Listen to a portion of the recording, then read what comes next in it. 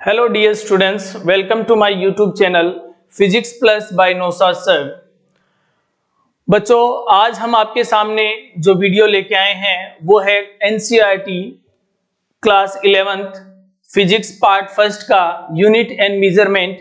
बच्चों, ये जो आपका टॉपिक रहेगा ये आपको मतलब सीबीएसई में भी काम आएगा, आरबीएसई में भी काम आएगा, नीट के लिए भी काम आएगा, JEE mains, air force, navy, NDA, सभी जगह ये बहुत अच्छा टॉपिक है।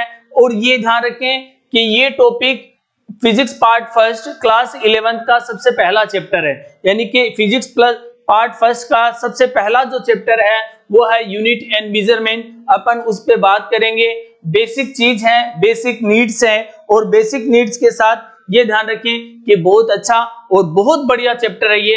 अगर आप इस चैप्टर को अच्छे से कर पाते हैं, आप इस चैप्टर को अच्छे से करेंगे तो कम से कम 3 से 4 क्वेश्चन कॉम्पिटिशंस में आपको इस चैप्टर से देखने को मिलेंगे। अपन बात करेंगे यूनिट्स क्या होती है, अपन बात करेंगे डायमेंशन यानी कि विमाएं क्या होती है, तो उन सब चीजों पे अपन डिस्कस करेंगे। डिस्कस करने से पहले मैं आपको बता दूं कि मैंने एक पिछले वीडियो में आपको बताया था कि जो यूनिट्स होती है वो पहली जो यूनिट होती है फंडामेंटल यूनिट। क्या होती है? Fundamental unit. और फंडामेंटल यूनिट्स जो होती है, मैंने आपको कहा था कि फंडामेंटल यूनिट्स कितनी होती है? 7। उन 7 फंडामेंटल में से अपन क्या करेंगे, आज 3 फंडामेंटल यूनिट्स को लेके चलेंगे, जिसमें पहली फंडामेंटल जो यूनिट है वो अपनी है किलोग्राम। पहली जो फंडामेंटल यूनिट्स है वो है किलोग्राम। दूसरी फंडामेंटल यूनिट्स अपन लेंगे मीटर, और तीसरी अपन जो फंडामेंटल यूनिट्स लेंगे वो लेंगे अपनी क्या? मीटर। तीसरी अपनी जो फंडामेंटल यूनिट्स लेंगे वो है अपनी सेकंड। तो बच्चों, ध्यान देने की जरूरत ये है कि मैंने ये जो 3 फंडामेंटल यूनिट्स ली है, इन 3 फंडामेंटल यूनिट से ही मैं क्या करूंगा, फिजिक्स के अंदर पार्ट्स होता है मैकेनिक्स। इस मैकेनिक्स के पार्ट्स का क्या करूंगा, मैं आपके सामने डायमेंशन और यूनिट्स बताऊंगा। फिर अपन क्या करेंगे, इस 3 फंडामेंटल यूनिट्स के बाद में अपन एक चौथी फंडामेंटल यूनिट्स लेंगे जिसका नाम क्या है? करंट। और करंट जैसे ही अपन काउंट करेंगे तो मैं आपको क्या करूंगा, करंट से रिलेटेड जो डायमेंशन और यूनिट्स है उसको भी आपके सामने निकाल कर बताऊंगा कि किस तरीके से अपन करंट से रिलेटेड है जो डायमेंशन, जितनी भी डायमेंशन है उन सबको अपन क्या करेंगे, निकालेंगे। तो ध्यान रखना, फंडामेंटल यूनिट्स अपने पास है किलोग्राम, मीटर, सेकंड और करंट। ये अब तक 4 लिए। करंट जब अपन लेंगे तो अपने पास किस तरीके से डायमेंशन बनेगी, अपन उसकी भी क्या करेंगे, बात करते हैं। सबसे पहले स्टार्ट करते हैं किस तरीके से आप क्या करते हैं, फंडामेंटल यूनिट्स को निकालते हैं, और किस तरीके से क्या करते हैं, डायमेंशन को क्या करते हैं आप मतलब चूज करते हैं। तो सबसे पहले देखिए, अगर मैं आपके सामने दिखाऊं कि भाई अगर आपने कोई भी एक यूनिट ली है, फॉर एग्जांपल आपने कोई एक यूनिट ली है, जैसे आपने एक यूनिट ले लिया एरिया, तो आपने एरिया जो लिया है आप उसको क्या लिखेंगे, length cross breadth. Length cross breadth को आप क्या लिखेंगे, मीटर क्रॉस मीटर, यानी कि आपने इसका क्या बना दिया है, मीटर का स्क्वायर। बच्चों, ध्यान देने की जरूरत है कि जब आप इसका यूनिट लिख रहे हैं तो यूनिट से ही अपन क्या करेंगे, इसकी डायमेंशन बनाने की कोशिश करेंगे।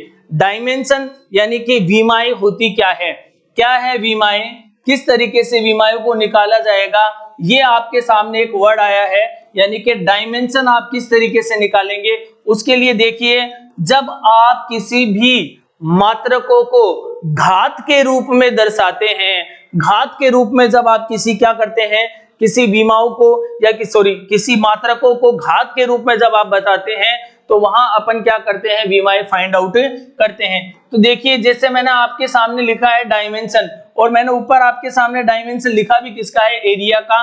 तो देखो, डायमेंशन को शो करने का तरीका होता है एम एल टी, यानी मास। ये एम जो शो करेगा वो आपके किसको शो करेगा, मास यानी कि द्रव्यमान को। एल जो होगा वो आपके किसको शो करेगा, लंबाई को, यानी कि किसको शो कर रहा है, लेंथ को। टाइम जो होगा ये टी है, ये किसको शो करेगा, टाइम को, यानी कि किसको शो कर रहा है, ये समय को। तो ये जो आपके पास 3 चीजें हैं एम एल टी, अगर मैं इन एम एल टी पे ए बी और सी, यानी कि ए ये क्या है, इसकी m की पावर a है, b, l की पावर b है, और t क्या है, t की पावर क्या हो गई, c। तो ये जो आपके पास a b c i है, जिन्हें आप लोग क्या कहते हैं, घाते कहते हैं, यही उन मात्रकों की क्या है, विमाएं हैं। उन मात्रकों की क्या है, विमाएं हैं। और ध्यान दें, ये उन मात्रकों की विमाएं हैं। तो किस तरीके से अगर अपन निकालना चाहें तो किस तरीके से, जैसे देखो आपके सामने मैंने लिखा है मीटर का स्क्वायर, तो अगर आप इस फॉर्मूले में रखेंगे तो आप क्या लिखेंगे, m l t, तो आपके पास मास कितना है, यानी द्रव्यमान कितना है, द्रव्यमान आपके पास कितना है, इस वाले फॉर्मूले में द्रव्यमान 0 है, तो आप क्या लिख देंगे, m0। क्या लिखेंगे, m0। अगर लंबाई की बात करूं तो लंबाई को मेजर किया जाता है मीटर में, और मीटर का कितना है, स्क्वायर है, तो आप क्या लिख देंगे, L2। और टाइम आपके पास इस वाले फॉर्मूले में कितना है, 0 है, तो आप क्या लिख देंगे, m0 L2 T0। ठीक है। अगर आगे बात करें, अगर मैं इससे आगे बात करता हूं, जैसे मैंने आपके सामने लिखा वॉल्यूम, क्या लिखा मैंने आपके सामने, वॉल्यूम, और मैंने आपके सामने लिख दिया है आयतन। अगर मैंने आपके सामने आयतन लिखा है तो आप क्या कहेंगे, लंबाई गुणा चौड़ाई गुणा ऊंचाई, यानी L cross B cross H। आप देखेंगे लंबाई को मेजर किया जाता है मीटर से, ब्रीथ यानी चौड़ाई को मेजर किया जाता है मीटर से, और H यानी हाइट को मेजर किया जाता है मीटर से। अगर तीनों को कंबाइंड फॉर्म में लिखेंगे, यानी पावर के रूप में लिखेंगे, तो क्या लिख देंगे, m3। यानी कि आपके पास मीटर जो आया है वो कितने पावर में आया है, 3 की घात में आया है, यानी घन मीटर के रूप में आया है। और इन घन मीटर को जब आप क्या करेंगे, विमाओं के रूप में दर्शाएंगे, जब आप इसको क्या करेंगे, विमाओं के रूप में दर्शाएंगे, तो आप अपना फॉर्मूला लिखेंगे mLT, जहां पे आपका m की पावर कितनी है, 0, l की पावर कितनी है, 3, और टाइम की पावर कितनी है, 0। तो इस तरीके से अगर मैं बात करूं आयतन की विमाओं की, तो आयतन की विमा कितनी हो जाएगी, m0 L3 T0। अगर बात करें बच्चों किसकी, अगर अपन बात करें घनत्व की, जैसे मैंने आपके सामने लिखा घनत्व, तो अगर मैंने आपके सामने लिखा है घनत्व, यानी कि डेंसिटी, घनत्व, डेंसिटी अगर मैंने आपके सामने लिखा है, तो घनत्व बराबर होता है द्रव्यमान बटा आयतन, यानी कि मास अपॉन वॉल्यूम। आपके सामने क्या लिख देंगे, द्रव्यमान बटा आयतन, यानी कि मास अपॉन क्या लिख देंगे अपन, वॉल्यूम लिखेंगे। मास अपॉन वॉल्यूम जैसे ही आप लिखेंगे, तो मास को आप मेजर करते हैं किसमें, केजी में, या आपने मास को मेजर किया है। अगर आप आयतन की बात करें तो आयतन को अभी आपने मेजर किया था किसके रूप में, मीटर के क्यूब के रूप में, तो आपने इसको क्या लिख दिया, केजी की पावर 1 और मीटर की पावर -3। जब इस घात को ऊपर ले जाएंगे तो कितनी बन जाएगी, -3 बन जाएगी। तो आपके पास क्या आ गया, एक फॉर्मूला बन गया, केजी मीटर की पावर -3। यानी घनत्व की अगर विमाओं, घनत्व के मात्रक की बात करें तो घनत्व का मात्रक कितना है, केजी मीटर की पावर -3। लेकिन अगर इसको विमा के रूप में बताएंगे तो आप विमाओं के रूप में बताएंगे mLT। अगर आप देखेंगे कि आपके पास m कितना है, तो इस बार देखिए केजी कितना है, आपके पास 1 है, यानी m की पावर आप कितनी कर देंगे, 1। अगर l की बात करें तो l यहां आपके पास कितना है, -3, और टाइम आपके पास कितना है, 0। तो घनत्व का अगर मैं बात करूं, घनत्व के मात्रक की और घनत्व के विमा की, तो घनत्व का मात्रक होगा केजी मीटर की पावर -3, और अगर घनत्व के विमा की बात करें तो m1L-3 T0 होगा।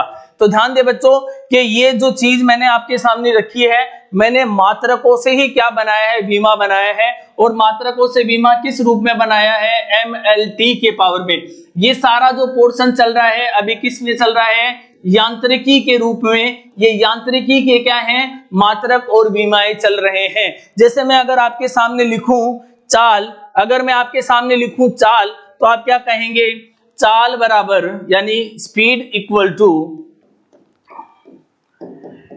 Distance upon time. चाल बराबर दूरी बटा समय, तो डिस्टेंस अपॉन टाइम। डिस्टेंस को आप मेजर करेंगे किसके अंदर, मीटर में। टाइम को आप मेजर करेंगे किसके अंदर, सेकंड के रूप में। अगर मैं सेकंड की पावर 1 नीचे प्लस की है, अगर ऊपर ले गया तो सेकंड की पावर कितनी बन गई, मीटर सेकंड की पावर -1।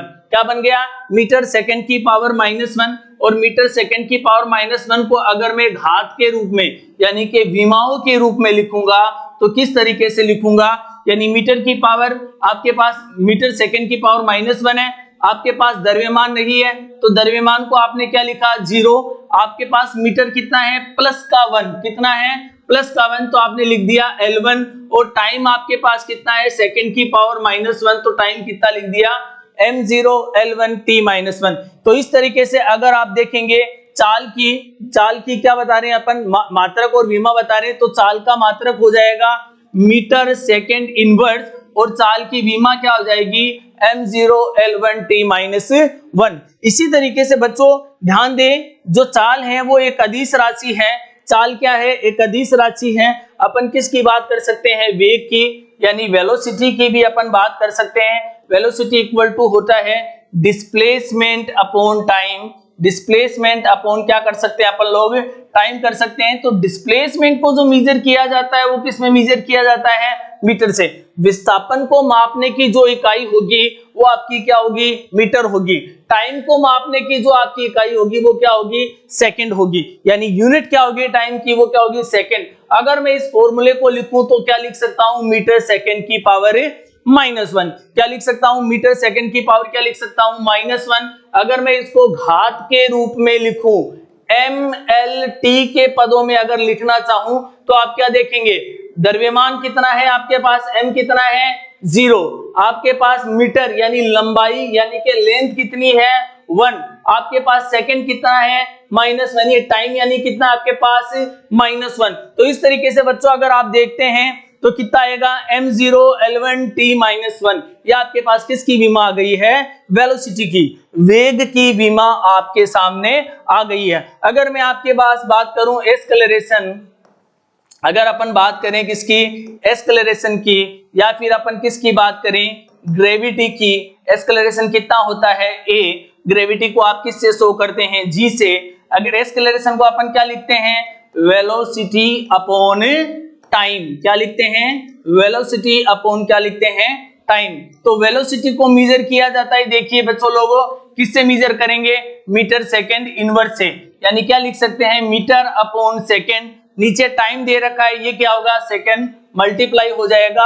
आप इस पूरे को क्या लिख सकते हैं, मीटर अपॉन सेकंड का स्क्वायर। सेकंड स्क्वायर को जब आप ऊपर ले जाएंगे तो क्या बन जाएगा, मीटर सेकंड की पावर -2, क्या बन जाएगा, मीटर सेकंड की पावर -2। और अगर मैं इसको विमा के रूप में लिखना चाहूं, अगर मैं इसको विमा के रूप में लिखना चाहूं तो मैं लिखूंगा mLt के पदों में। तो द्रव्यमान कितना हो जाएगा, मास कितना है 0, लंबाई कितनी है आपके पास 1, और टाइम कितना है आपके पास -2। यानी कि अगर आप देखेंगे कि mLt के पदों में जब आप लिखते हैं, विमा के रूप में जब आप लिखते हैं, तो विमा के रूप में मीटर सेकंड की पावर -2 को क्या लिखेंगे, L1 t-2।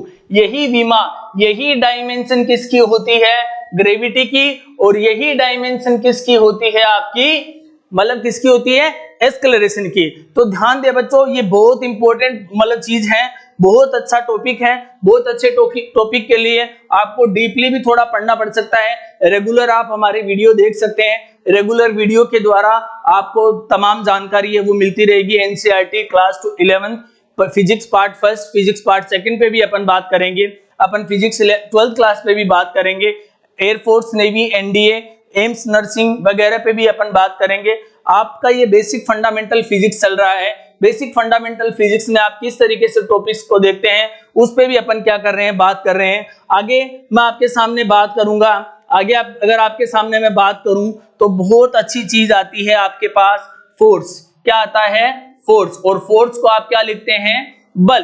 तो बल बराबर कितना होता है, द्रव्यमान गुणा त्वरण। क्या लिखते हैं, द्रव्यमान गुणा त्वरण। ध्यान दें, बल को मापने का जो इकाई होता है वो न्यूटन भी होता है। द्रव्यमान को आप क्या लिखते हैं वैसे, मास, और त्वरण को आप क्या लिखते हैं, एक्सेलरेशन। क्या लिखते हैं, एक्सेलरेशन।